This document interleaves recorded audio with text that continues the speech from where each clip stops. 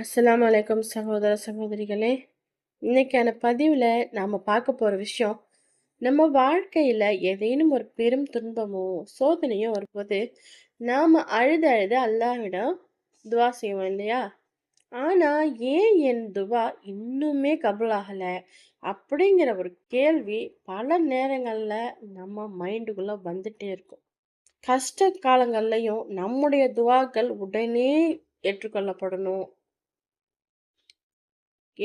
கபூலாக நபிகள் நாயகம் ஸல்லல்லாஹு அலைஹி வஸல்லம் அவர்கள் காட்டி தந்த 2 மிக முக்கியமான ரகசியங்களை மிஸ்காத் அல் மசாபிக் நூலில் இருக்கிற 2240 மற்றும் 2241வது ஹதீஸ்கள் மூலமாக இந்த வீடியோவில் இப்போ நம்ம பார்க்க போகிறோம். இதோட துவாக்கள் ஏற்கப்பட குரான் காட்டும் ஒரு அற்புத சூறாவையும் பார்க்க போகிறோம். வீடியோவை எங்கேயுமே ஸ்கிப் பண்ணாம முழுசா பாருங்க. அல்லாஹ்வுக்கு முதலாவது ரகசியம் என்னன்னா, நாம மகிழ்ச்சியா இருக்கும்போது என்ன செய்றோம் அப்படிங்கிறது தான்.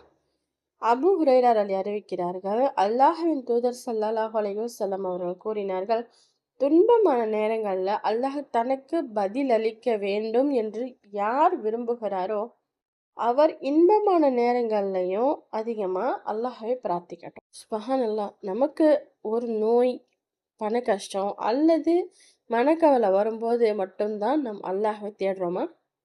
நாம் ஆரோக்கியமாக வசதியாக மகிழ்ச்சியாக இருக்கும்போது அல்லாஹ் மறந்துடுறோமா? நாம் இன்பமான காலங்களில் அல்லாஹ்வை நினைச்சு அதிகமாக துவா செஞ்சால் நமக்கு ஒரு துன்பம் வரும்போது, அதாவது கஷ்டம் வரும்போது அல்லாஹ் நம்மோட குரலை உடனே அடையாளம் கண்டு கொண்டு நம்ம துவாவுக்கு பதிலளிப்பான். 2வது ரகசியம் என்னன்னா, நாம துவா கேட்கும் மனநிலை. நபிகள் நாயகம் ஸல்லல்லாஹு அலைஹி வஸல்லம் அவர்கள் கூறியிருக்காங்க, நீங்க பதிலளிக்கப்படும் என்று உறுதியா நம்பியவர்களா அல்லாஹ்விடம் பிரார்த்தனை செய்யுங்க. மேலும் கவனமற்ற அலட்சியமான இதயத்துல இருந்து வரும் பிரார்த்தனைய அல்லாஹ் ஏற்றுக்கொள்வதில்லை என்பதை அறிந்து கொள்ளுங்க. இங்கே 2 விஷயங்கள் மிக முக்கியம். ஒன்று, அல்லாஹ் என் துவாவை கண்டிப்பா ஏத்துப்பான் அப்படின்னு 100% உறுதியான நம்பிக்கை இருக்கணும். 2வது, நம்ம இதயம் விழிப்புடன் இருக்கணும். உதடுகள் துவா ஓதிக்கொண்டிருக்க, நம்முடைய கையில மொபைல் ஃபோனோ அல்லது உலக விஷயங்களையோ சிந்தித்து கொண்டிருந்தால் அந்த கவனமற்ற துவாவை அல்லாஹ் ஏற்பதில்லை. புரிஞ்சுச்சா? இந்த 2 ஹதீஸ்களுக்கும் மிகச்சிறந்த உதாரணமாக திருக்குரான்ல இருக்கிற சூரா அல் அன்பியாவின் 83வது முதல் 90வது வரை உள்ள வசனங்கள் திகழ்கிறது. இதுல அய்யூப் அலை, யூனுஸ் அலை, ஜக்கரியா அலை ஆகிய நபிமார்களின் சோதனைகளும் அவங்க கேட்ட துவாக்களும் அதற்கு அல்லாஹ் உடனே பதிலளித்ததும் விவரிக்கப்பட்டிருக்கு. இந்த வசனங்களின் இறுதியில வசனம் 90ல் அல்லாஹ் அவங்க துவா ஏற்கப்பட்டதற்கான காரணத்தை சொல்றான். நிச்சயமா அவர்கள் நற்செயல்களில் விரைந்து செயல்படுபவர்களாகவும் நம்மை ஆசையோடும் அச்சத்தோடும் பிரார்த்திப்பவர்களாகவும் இருந்தனர் என்கிறான். அதாவது அவங்க இன்பத்திலையும் துன்பத்திலையும் அல்லாஹ்வை அழைத்தார்கள். எனவே இந்த பதிவுல இருந்து நீங்க என்ன கத்துக்கிட்டீங்க அப்படிங்கறது கமெண்ட்ல. எனவே இந்த வீடியோவில் இருந்து நாம கத்துக்கிற ஒரு பாடம் 3. இன்றே தொடங்குங்க. நீங்க இன்று மகிழ்ச்சியா இருந்தாலும் இப்போதே அல்லாஹ்விடம் துவா கேளுங்க. அது உங்க துன்ப காலத்துக்கான சேமிப்பு. துவா கேட்கும்போது சந்தேகத்தோட கேட்கக்கூடாது. இது நடக்குமா நடக்காதா என்ற சந்தேகப்படாம அல்லாஹ் தருவான், எனக்கு நிச்சயமா அல்லாஹ் தருவான் அப்படிங்கிற ஒரு உறுதியான நம்பிக்கையோட கேட்கணும்.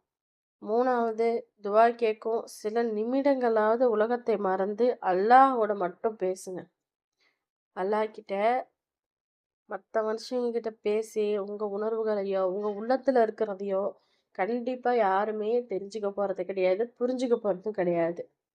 உங்க உள்ளத்துல நீங்க என்ன நினைக்கிறீங்க, உங்க கஷ்டம் என்ன, நீங்க அதுல எவ்வளோ பெரிய வலியை அனுபவிச்சுக்கிட்டு இருக்கீங்க அப்படிங்கிறது வேறு யாருக்குமே தெரியாது. நீங்க தனியா உட்காந்து அல்லாஹ் கிட்ட பேசும்போதும் அவன் ஒருவனுக்கு மட்டும் தாங்க தெரியும். நம்ம மனசுல என்ன இருக்கு? நாம ஏன் இதெல்லாம் நம்ம இப்படி இருக்கிறோம்? அப்படிங்கிறத அல்லாஹ்க்கு மட்டும் தான் தெரியும்.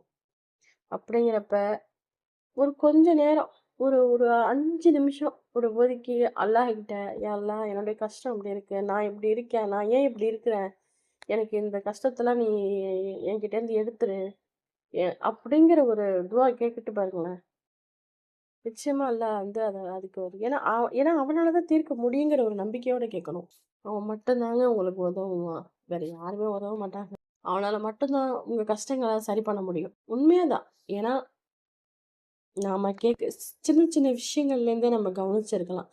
பெரிய விஷயங்களா தான் சந்தேகப்பட்டு இது நடக்குமா? நடக்காதா? அப்படிங்கிற மாரி நம்மளே ஒரு முடிவுக்கு வந்துருவோம். இது நடக்காது நம்மளுக்கு அப்படிங்கிற மாரி. அது கிடையாது. எவ்ளோ பெரிய கஷ்டமா இருந்தாலும், அல்லாஹ் கிட்ட பொறுப்ப ஒப்படைச்சுட்டு, அல்லாஹ் யா அல்லாஹ் இத நீ தான் எனக்கு நடத்தி தரணும். நீ குடுப்ப. நீ தான் குடுக்கணும். அப்படிங்கிற மாரி நீங்க கேட்டு பாருங்களேன். நிச்சயமா அல்லாஹ் அத கண்டிப்பா நிறைவேத்தி தருவாங்க. அந்த நம்பிக்கை தான். அந்த நம்பிக்கை மட்டும் தான் உங்க மனசுக்குள்ள இருக்கணும்.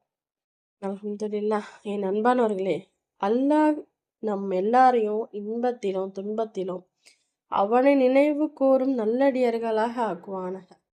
சூரா அல் அன்பியாவுல இந்த வசனங்கள உங்க வாழ்க்கையில அதிகமா ஓதுங்க. இந்த வீடியோ உங்களுக்கு பயனுள்ளதா இருந்திருக்கும்னு நான் நினைக்கிறேன். இத மத்தவங்களுக்கு ஷேர் பண்ணுங்க. நம்ம சேனல சப்ஸ்கிரைப் பண்ணுங்க.